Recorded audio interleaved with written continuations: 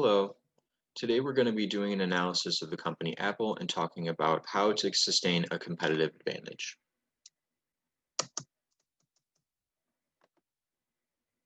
So we're going to be talking about a variety of different things, including a brief history of the company, some of the problems and challenges that they're facing going forward.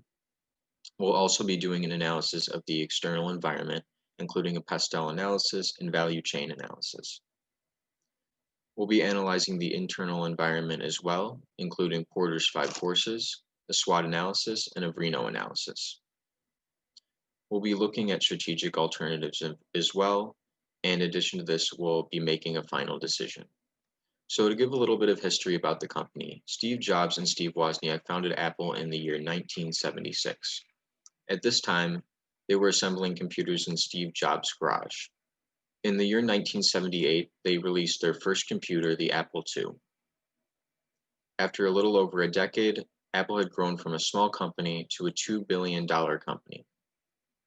In the year 1983, a man named John Sculley was brought in. John Sculley was a marketing guru from Pepsi, which is why initially Steve Jobs liked him. He thought he could bring a lot of success to Apple. However, due to differing visions of the future of the company, John Sculley and Steve Jobs eventually had a falling out. Sculley wanted to focus more on a low-cost strategy so that they can compete with companies such as IBM, whereas Steve Jobs was looking for more of a differentiation strategy. After the company continued to perform poorly, this resulted in a power struggle between Sculley and Jobs, and eventually resulted in Jobs being thrown out of the company by the board of directors. Spindler took over for Sculley in the year 1993. Spindler wanted to maintain the low-cost strategy of Sculley, but focus more on international growth. However, during this time, the company continued to perform poorly. Meanwhile, Jobs started the company Next Inc. and focused on investing in Pixar. The company Next Inc. was later purchased by Apple in the year 1996. However, later on, Gilbert Amelio eventually replaced Spindler due to poor performance, and Gilbert Amelio attempted to bring back the differentiation strategy that Jobs wanted. He even brought Jobs back as a part-time advisor to the company. However, the company still continued to perform poorly, and Jobs was made CEO and replaced Gilbert Amelio. With Jobs as CEO, he made a lot of different changes to the company. He got rid of a lot of different products that Apple was selling. In addition to this, he even started a successful website for the company. He also opened up different retail stores for the company. He focused on improving the products because he didn't think that they were good enough for people to buy. After a little while, Apple had become a profitable company again. In addition to this, he improved the operating system and tried to make the products more aesthetically pleasing. He even hired a man named Jonathan Ive, who has served as the chief designer for the iMac, Power G4, the MacBook, Unibody Mac Pro, iPod, iPhone, and the iPad. Apple had a lot of success with their Think Different campaign. This portrayed people who worked for Apple as people who think differently. It portrayed them as brilliant-minded people as well. People wanted to be like the people who worked at Apple. In addition to this, he also launched an iPod People campaign. This brought a coolness factor to the iPod and brought a lot of success to Apple. In addition to this, they also had a lot of success with the iPad and iPhone. They also entered the TV market with the Apple TV as well. The company faces a lot of challenges going forward. One of the major challenges that they face is market share. How should they deal with the constant pressure from other companies to find new ways to take market share away from Apple? Another big problem that they face is future growth. Where is that growth going to come from? How are they going to innovate and create new revolutionary products? There's also the issue of emerging economies such as China and Brazil. How is Apple supposed to compete in these markets? These markets have large populations, growing disposable incomes, and low cost of living. The question is, should they stay with their differentiation strategy or adopt a low-cost strategy to be more competitive in these areas?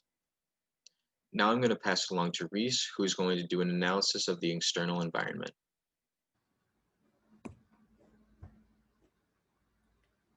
One key tool that we can use to assess the external environment is pestle analysis. This tool allows businesses to monitor and analyze the macro environmental factors that can impact a company's performance. The first category I want to address is political. Now, the first topic within this category is global free trade policies. These free trade policies are increasing as more developing countries are developing healthier political landscapes. The benefits of free trade policies includes a decrease in imported input costs, as well as a decrease in outsourcing and distribution of products. The second topic I want to address within the political category is trade disputes. For example, the US and China have been in a trade dispute for several years now. Their tariff percentage rate has increased substantially over the years. According to the Peterson Institute for International Economics, the average tariff rate percentage has increased from 12 to 16% from 2018 to 2020 for these two countries. It is evident that Apple can take advantage of trending free trade policies, but they have to be cognizant of the fact that countries have trade disputes, can impose higher tariffs, and they have to adapt and possibly produce and sell goods to different market segments that are outside countries that are involved in trade disputes. The second category I want to look at is the economical factor within the PESTEL analysis. The first topic that I want to address is the rapid economic growth of developing countries. One emerging region that is interesting to take note of in terms of economic development is within the Asian countries. According to the OECD.org, the GDP in emerging Asian countries is estimated to grow by an annual average of 6.1% from 2020 to 2023. So, it is in Apple's best interest to identify these countries that are growing at an astounding rate in terms of GDP and to target those market segments. The second factor that I want to address within the economical category is the increasing disposable incomes. When we look at the US, the average disposable income grew by almost $4,000 from 2008 to 2018, according to Small Business and Entrepreneurship Council. Not only are disposable incomes increasing within the US, but also globally. It is a global trend, and it is something that Apple should take note of. These higher disposable incomes should equal higher selling prices for their quality products. It is important for Apple to understand these economic factors within the business environment. The next category I want to address within the PESTEL analysis is sociocultural. Now, the first topic is increasing mobile trends globally. This is an obvious opportunity for Apple as they are consistently producing a high quality mobile device. According to Pew Research Center, more than 5 billion people around the world have mobile devices, and over half of them are smartphones. And this increase for smartphones and tablets globally is not being ignored by the Apple Corporation, as they have released a new version of the iPhone every year since 2007. The second topic I want to touch on within the socio-cultural segment is the international anti-Apple sentiment. This is a threat for Apple. Many customers are not satisfied with Apple's recent products that they are producing. This is especially apparent within the Chinese market. As a result, competitors such as Huawei are able to gain an increased market share within that segment. According to Verge.com, Huawei has a 3% market share advantage over Apple within the smartphone industry. As a result, Apple's brand image and competitive advantage are less effective. Overall, these sociocultural influences are a major factor that Apple should take note of and address. The fourth category that I want to address within the pestle analysis is technological. The first topic within this category is the increasing need for technological integration within businesses. While technological advancements are flourishing, businesses are using technological systems to automate, integrate, and re-engineer their business processes. And if Apple extends their technological offerings to more businesses and organizations, they can expect to produce another healthy revenue stream through a different outlet. The second topic I want to address within the technological category is the growing technological capabilities of other firms. With the increased growth of technological advancements, more competitors can enter the market and obtain a chunk of the market share. So it is necessary for Apple to reinforce their business capabilities and consistently identify opportunities for operational and market growth. The fifth category worth noting within the pestle analysis is environmental. One topic that I want to focus on within this environmental category is the business sustainability trend. Basically, this touches on how businesses are focusing to improve their positive impact on the environment through their operational systems. Basically, this touches on how businesses are focusing to improve their positive operational impact within the business environment.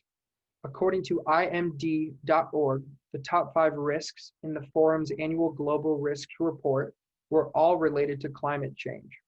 Now, Apple has recognized this unfortunate environmental trend and has committed to lower carbon emissions in the future.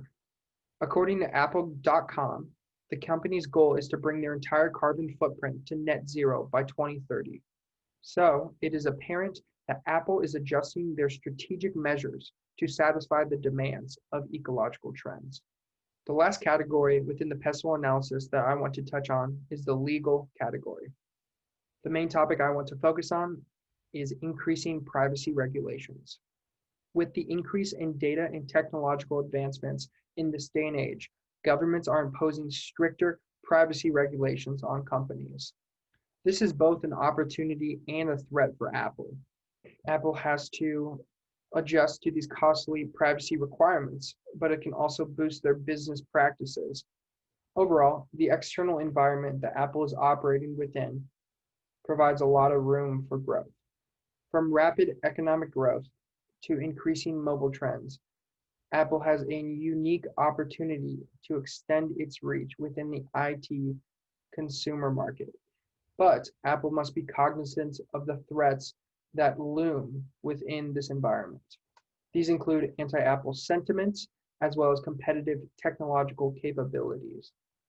Next, Tabitha will touch on the industry environment and Porter's 5 forces. Now we are going to look at Porter's 5 forces in relation to Apple. Apple's strategies are partially based on the need to address both forces in the external business environment. These forces can limit or even reduce the firm's market share, revenues, profitability, and business development potential. The 5 forces analysis, based on Porter's framework, points to these 5 intensities of external factors in Apple's industry environment. The 5 forces are threat of new entrants, rival among competitors, bargaining power of buyers, bargaining power of suppliers, and threat of substitute products and services. So first, we are going to look at the threat of new entrants. This component of the 5 forces indicates the effects and possibility of new competitors entering the market. In the case of Apple, new entrants are moderate based on high capital requirements being weak, high cost of brand development being weak, and capacity of potential new entrants being strong. For a business to compete against a firm like Apple, it requires high capitalization. Also, it costs an extreme amount of money to develop a strong brand name to compete against large companies like Apple. With that being said, there are still large firms able to enter the market with such financial capacity. An example would be Google with their Nexus smartphones, and Samsung, who also used to be a new entrant in the industry.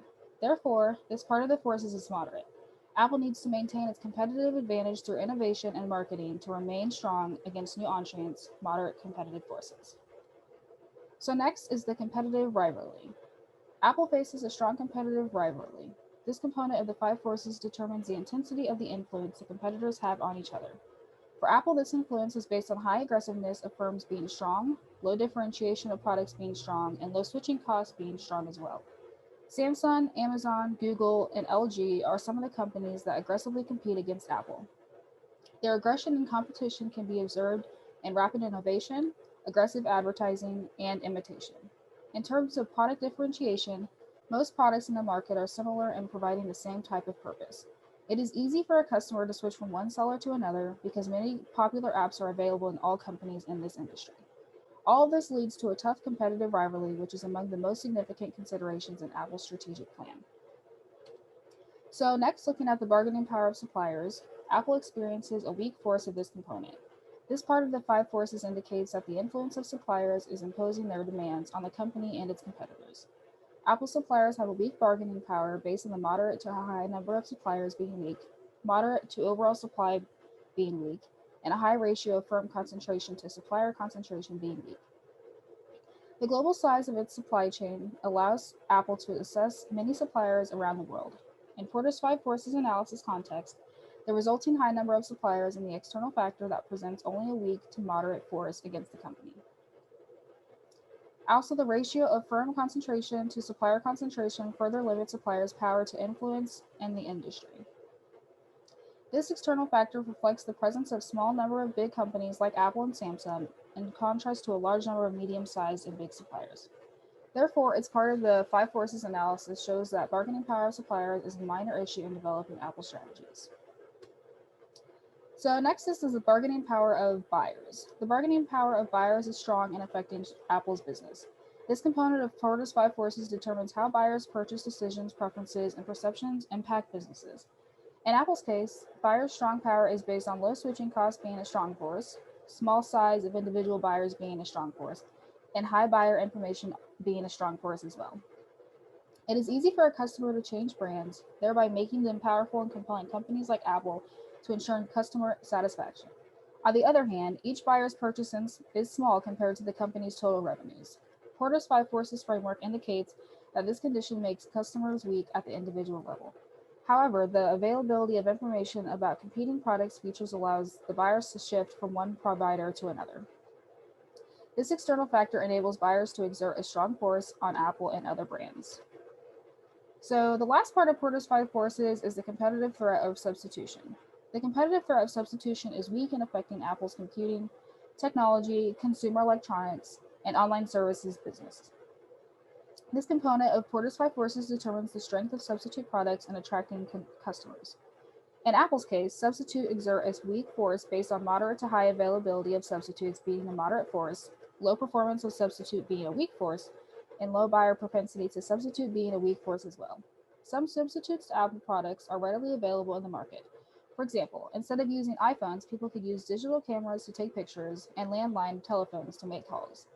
In this model, the external factor exerts a moderate force in the industry environment. However, these substitutes have low performance because they have limited features. Many customers would rather use Apple products based on convenience and advanced functions. This condition makes a substitution a weak force in impacting the company's business. Also, buyers have a low propensity to substitute. For instance, customers would rather use smartphones than go into the hassle of buying and maintaining a digital camera, a cell phone, and other devices as well. This part of the analysis shows that Apple does not need to prioritize the threat of substitution. So considering these five forces, Apple must focus its attention on competitive rivalry and the bargaining power of buyers since they are both high. This external analysis supports the company's current position of continuous innovation. Through rapid and continuous innovation, Apple effectively addresses the five forces in its external environment, although much of the company's effort is to strengthen its position against competitors and keep attracting customers to Apple products. A recommendation is to intensify research and development for innovation to develop strong products and will complement the iPhone, the iPad, and other existing products from Apple. Next, Corey is going to talk about the internal environment of Apple. Hello, I'm Corey Carter. Today I'm going to explain to you the analysis of internal environment of Apple. The first thing we're going to be going over is the SWOT analysis. Obviously, Apple has a huge brand name and brand image. It's globally recognized. You can pretty much take this logo here and show it to anyone in the world, and they can probably understand what it is or who makes it. One thing that Apple is really, really good at is research and development. They're constantly pulling information from consumers to their own teams to develop the next new thing that somebody wants, like the consumer wants in general. Another thing is their customer service. They're a technology company, so the first thing they're going to be able to do is basically hone in on their technology and make sure it works properly and efficiently. And then another thing, in the consumer's eyes, Apple has effortless handling. Basically what that means is that when you're using an Apple product of any sort, so the Apple Watch or the AirPods, or their MacBooks or anything in general, it is much easier for a person to just open it up and use it right away. So they don't have to do any learning, any reading up on what they're using. Some weaknesses that Apple has: there's been some product recalls, just like every major company has. There's always some sort of product recall. The big one for them was wall plug adapters. They had some wall plug adapters starting to spark and cause fires, but they hopped on that right away and fixed that. Another weakness is consumer innovation crave. So Apple is known for being very innovative and having the next newest thing every year, right? But what that develops in the consumer's mind is that they need to have something every single year. And so when they don't get that, they get upset. It can be hard for Apple to keep up with the consumer innovation crave each year. Another weakness is they had the death of Steve Jobs. They have replaced him, and so far they have done well, but in terms of their industry, it is still a very small time frame compared to what a lot of other industries have been in. So it's seen as a weakness for now, depending on what they're going to do, because they don't know whether this replacement is going to do well or not. So the next thing is opportunities and threats. Opportunities, they have a lot of wearable tech. Not many people are doing this right now, but like I just mentioned, the AirPods and the Apple Watch, those are huge for them right now. And if they can sell that just as much as they do their iPhones, they will have a huge increase in revenue. Another thing for them is they were one of the first people to implement artificial intelligence. So Siri, basically what Siri does is you just say, "Hey Siri," and your phone pops up and you ask it a question and it can tell you. There is Google Play now, but this is still being developed. A lot of people are starting to implement this, but it is hard to copy what Apple has done because they're the first ones to get their foot in the door. Another opportunity is streaming services. Nowadays, a lot of companies are breaking up or merging together, vice versa, to create their own streaming platform because everybody wants to stream something to get rid of cable. That was the original idea, and Apple is developing their own forms of streaming services, just like everyone else, like Hulu and HBO Max and all that stuff, or Netflix, to adapt and try and increase the range of where they're getting their sales. For the threats, just like any other company when they're global, there's always taxes and regulations that they have to comply to. Some are more strict, some are less strict. Your more developed countries are usually more strict. Your less developed, obviously less strict. But yes, they always have to comply and adapt to those. Another thing is uncertain global economic conditions. So everyone knows that COVID-19 has had a bad impact on business right now. We haven't had much data to see what that has done to Apple, but just like everyone else, it is going to hurt them a little bit. They're going to lose a little bit of sales because not everyone's going to have the money to spend right now. And then there's also like intense competition. Anytime you're a top dog in a market, you're going to have a lot of competition pushing towards you. And this right now is Samsung. They're one of the other major phone providers and wireless speakers and headphone providers that is in the market. So the next thing I'm going to talk about is the value chain analysis, the primary activities for inbound logistics. Basically what Apple does is They have hundreds of suppliers where they use their bargaining power, because they're such a big part of this industry, to basically dictate what they want. Now, obviously, since they're such a big part of the industry, they're going to have a lot of say. That's how they manipulate their inbound logistics. Their operations globally, like I said, they're huge all over the world. 42% of their sales has been in America, 24 in Europe and Africa, and 20 in the greater China area. And so basically these three spots, which is obviously a big part of the globe, they have their main sales and operations. For their outbound logistics, Apple looks for urban shopping malls or developed shopping malls that are in better class, and they look for phone companies, obviously, so like AT&T or Sprint, and they distribute from their warehouses to those places. Their marketing and sales, they are obviously internationally recognized, just like we just discussed. Everyone can see them, everyone knows who they are. And then they have their services. So we just talked about their streaming services. Apple TV is one of those things. They've had iCloud. They are very big with their backup and storage stuff. They have Apple Music, which is another streaming service, and they even have Apple Care for their products. So for the secondary activities, for their technology, like we said before, they have a lot of funding for their research and development. So basically what they can do is, if a consumer allows them, they can see all their data on their phone, or they can use cookies, just like a lot of other companies, or they can use focus groups to see what the people actually want in real time, or they can send out surveys. A lot of companies do this. For their HR management, Apple provides above average compensation with employee benefits. They're basically a huge multi-million-dollar company, right? Maybe even billion-dollar. They can provide better employee benefits and compensation, obviously. And they pretty much focus on having self-reliant employees that are also creative thinkers. So they want a work hard and play hard type of person. For their procurement, selecting trusted vendors who have safe work practices, purchasing only necessary materials, and negotiating prices of raw components. So this is your common sense, obviously. For procuring your materials and stuff, you want to negotiate prices, right? And you also want to use people that you trust. The more they do that, the better they look, right? And the more money they make and the better they look, especially if they have safe work practices. Anytime they don't have safe work practices, that can result in bad imaging. For their firm infrastructure, they have a large firm infrastructure for sure.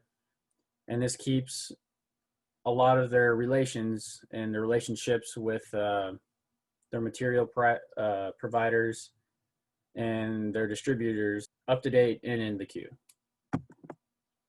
For Vrino, V stands for value, R stands for rarity, I is for imitatability, and N is for non-substitutable, and O is for organization. And basically what we mean by that is, are they ready to exploit the value of what they are working with? So their innovation capabilities, that is one of their main things. That is what Apple is all about. They're innovative. They're up to date with the consumer. They always come up with something new. Across the board here, they would definitely have that as a competitive edge. Their global brand image, again, across the board, they would have all of these because, like we said before, everyone can see the value, the rarity they have. There's pretty much only one person or one company that comes close, and that's Samsung, like we talked about. It's hard to imitate these things. Can't constantly be innovating and imitate somebody else at the same time. So to copy it, they would have to basically be lagging behind Apple, which is basically what a lot of companies do, but it's really hard for them to do that. And if they're constantly innovating, it's hard for them to substitute, right? And so Apple is great at this innovation and being the first one to get their foot in the door type of deal. Of course, once they do innovate this, Apple is great at distributing their new idea to their new phone companies or their malls or wherever they send their stuff. Access to user information. Obviously, all companies want to use their user information, right? Apple has a little bit of an edge on most companies for this. It's not rare, obviously, for companies to use their user informations to combat what the consumer wants, right? And so it is hard for other companies to imitate what Apple wants to do because they're so open sharing with their stuff. Like we said before, Apple has a lot of stuff like focus groups, surveys, and all that stuff that a lot of their consumers do. They actually get them to like fill those out. A lot of companies can't get their consumers to fill them out, but Apple does because they're so innovative and they listen to what the consumer wants a lot more. So it's hard for other companies to imitate that because they can't get the compliance with the consumers, basically. As far as non-substitutability goes for this and the access user information, it's hard for other companies, like I said, just to imitate it, and they can't really switch around because they won't be with Apple anymore. And obviously, if Apple is using this information constantly, they're going to be organized and ready to develop their next new thing for the next year in the crave of the consumer. Their product line, we talked about this before, their innovation capabilities goes hand in hand with this.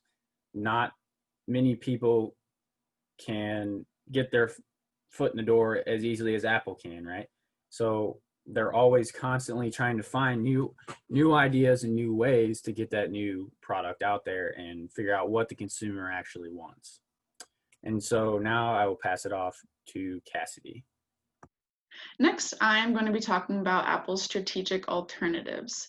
And the first one I'm going to be talking about is product development, and that is introducing a new product into the technology market. Apple does a great job at this, and because of their brand name, this is a great way for them to grow its market share and increase its overall business performance. Apple, as you can see below, does a great job of releasing different products and spends a lot of money working on this. They do a great job constantly focusing on technological innovation, which really increases their competitive advantage and their profits against other competitors. The next alternative that I'm going to talk about is the market penetration. And the first one under this one is acquisition. And what this means is that Apple would go and buy smaller companies in order to expand their market share. So taking the market share of those other companies that they're purchasing and using them. And this doesn't mean that they're going to use those companies or their services that they just bought. It's just strictly to take those consumers and build that market share. The next one is pricing, and we don't see this a lot with Apple's. To kind of give you an example, you see this a lot with the Android. And what this would mean for Apple is to lower their price so their products are more affordable and in turn more attractive to consumers. The downside with this is our brand name. Apple works so hard for that brand name, but bringing the prices down is making our product more like the other products, which is allowing consumers to switch back and forth between competitors and not having a strong heart for a certain one. And the last one under market penetration is product changes. And you have probably come across this a lot. If you've used a new service or a product, companies will send out surveys and they will capture your information about certain things of their products that you like, that you didn't like, and they take that information in turn and they fix those products, or like we talked about in the previous slide, they develop a new one. The last alternative is diversification, and this is the best alternative for Apple currently. And this is developing new products to introduce into new markets. And so right now you can see down below, the biggest market right now is the global gaming market. Since March 2020, it's increased by 45%, making it the largest home entertainment right now. This would be a great market for Apple to enter currently.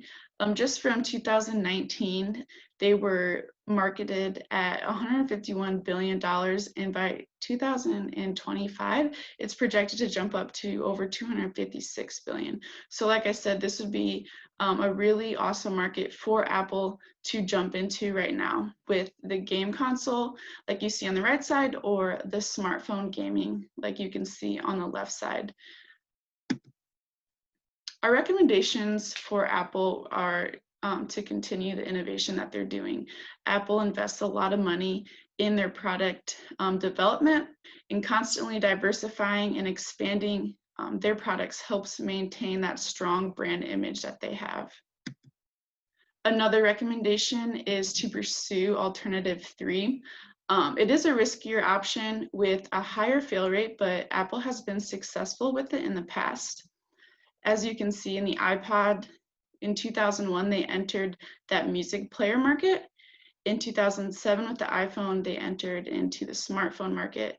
And then the iPad, when they entered into the tablet market. So something that they are definitely familiar with and they've been successful with, and with the market for the global gaming right now and how attractive it is, we definitely recommend jumping into a new market would be the best thing for Apple to do at this time. Apple's implementation, just to continue heavily investing in product development like they do, something that really increases their competitive advantage and their profits. And the goal of the firm is to lead the market through technological innovation. If they continue differentiating their product function and designs, then they will succeed.